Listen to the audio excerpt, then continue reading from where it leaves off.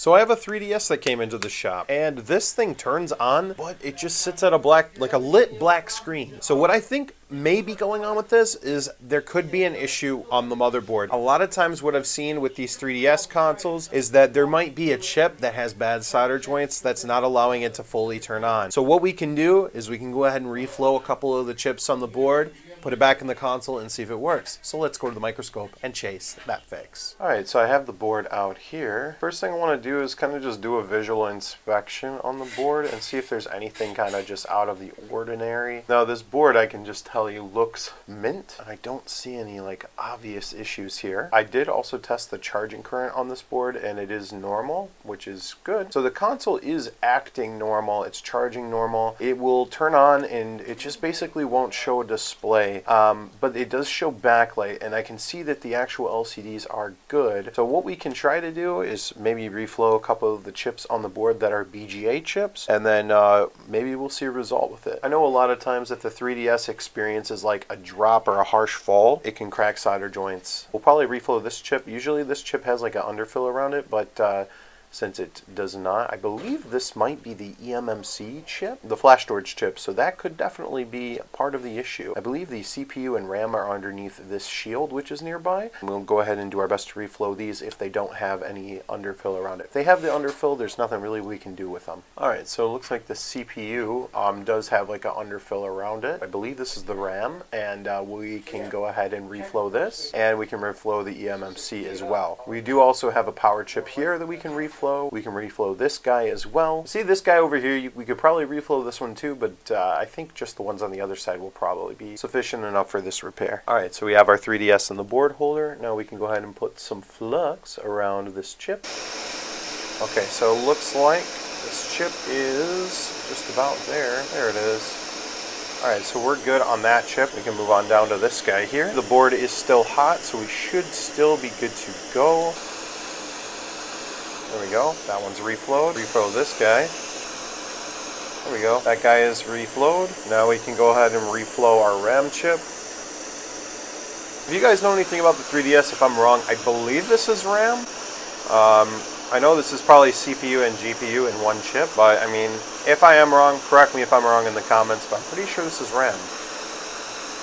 Alright, now we just let the board cool and then we can put it back in the console and test it out and see if it fixed it. Okay, so I have the motherboard back enough to test. I gotta put the battery in. Okay, so I have not seen if this thing works yet. So we just turned it on. Do we have display? Do we have display? Black screen still. I know sometimes it takes a minute for the 3DS to turn on. Okay, yeah, I can see the backlight comes on. Okay, so this console is sort of booting, but I'm going to have a look under the thermal cam and see if there's anything abnormal on the board. So I don't know about you, but I have not touched the CPU, and I noticed that there is a line, like a crack, all the way around on one side of the CPU in the underfill. Maybe this console was dropped and the board was slightly flexed. If we're correct, the CPU probably had some bad solder joints or pulled pads develop underneath the chip. Now what we're going to have to do in order to fix this is we're going to have to dig out all this underfill. We're going to have to basically remove the chip, clean the underfill off the board, and then reball the chip and put it back on. I think that might be our solution for this console, so let's just go ahead and get started. So first thing I want to do is I actually want to remove this shield, and that will give us free range access to the rest of the CPU. So let's get started with doing that. So the way I like to go about doing this is actually putting flux and solder around the outside of the shield. That way it basically lowers the melting temperature, and it just makes the overall process easier for removing that shield. It's starting to come up here. There we go. Now that we have that shield removed, we have perfect access to the CPU. So the first thing we got to do to get this CPU out, we basically got to dig around this underfill. This might actually be a lot easier than I thought it was going to be. Basically just need to get rid of all of this underfill around the outside of the CPU. That way it doesn't take any components that are stuck in it. We can go ahead and just cut around the chip.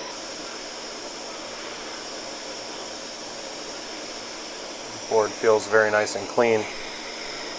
Alright, we're almost done. Okay, perfect. Now that the CPU is nice and hot, we're going to set the temperature to remove the CPU. Before we do this, I'm actually going to kind of get rid of some of this extra underfill. All right, let's do this. Okay, I can feel it starting to slip in. All right, going in there. That's it, baby.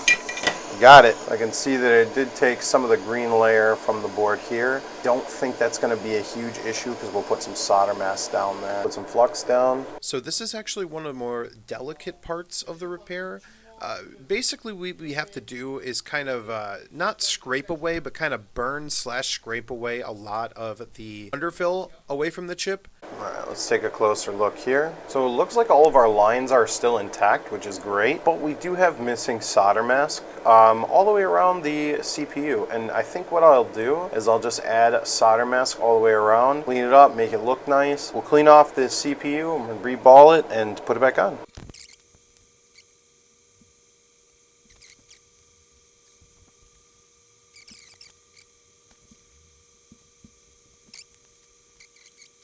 Alright, so the way I have this set up here is basically I have a magnetic stencil. So I actually do not have a stencil for the 3DS CPU, but I do have a universal stencil. So what we're going to do is put this on a magnet. We're going to hold it down with some tweezers, put some paste on it, and then just reball it the way it is and hope and pray to God that it works.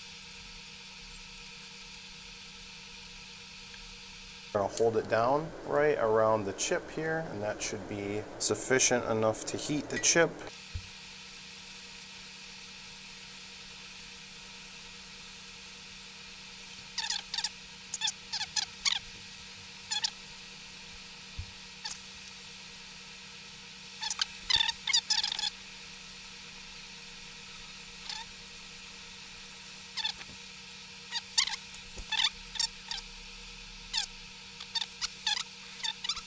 We're going to go ahead and clean off all of the balls, and we're going to reball it a second time, but just like this edge. There we go. That way we cleaned that edge up. So after some time, I finally got the CPU completely reballed. Now we just need to mask up the board and put the chip on and put it in the console and hope it works.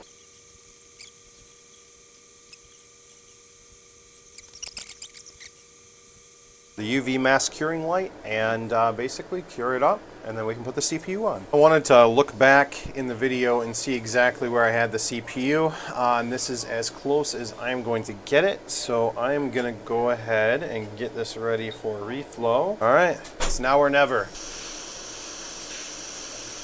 Should be it right there. All right, so we dug out the CPU, we cleaned off the board, reballed it, and put it back on. Hopefully this thing works. We're gonna let it cool down for a minute, clean up the board with some isopropyl alcohol, and hope and pray that it works. We got the 3DS somewhat back together. I have not seen if it works yet, so I'm really excited to see it. I'm really hoping, because this was a pretty big job. All right, battery is in, power button. Okay, we got a blue light, that's good. Now what do we got here? Is it gonna work? We still have blue light. I don't think it's gonna work. Okay, so this is what we've done so far. We reflowed a couple of chips on the board. We dug out around the CPU. We took it off. We reballed it, put it back on the console. Still didn't work. The last thing I tried, and we're about to test this. I have not tested it yet. Just put it back together. The one little chip that's on the other side of the board that I mentioned, I did reflow that. Now let's test it. Let's see. Do we have a fixed 3DS? Or is this one just going to have to go sit on a shelf and be just a bare bones? So we do have a blue light here. I don't know if you guys can see it. I don't know if it's going to boot, to be honest. Same thing that we started with. So definitely wasn't the CPU, but we did a beautiful reball. It turned out perfect. We reflowed all those chips, and we're still at the same thing. Typically when I see that the new 3DS XL, we've had really good experience with reflowing some of the chips on the board from bad solder joints. So because this is not working, I think we did our best to chase the fix with this one, but unfortunately there's just nothing more that we can do. I hope next time we can solve it when we chase that fix.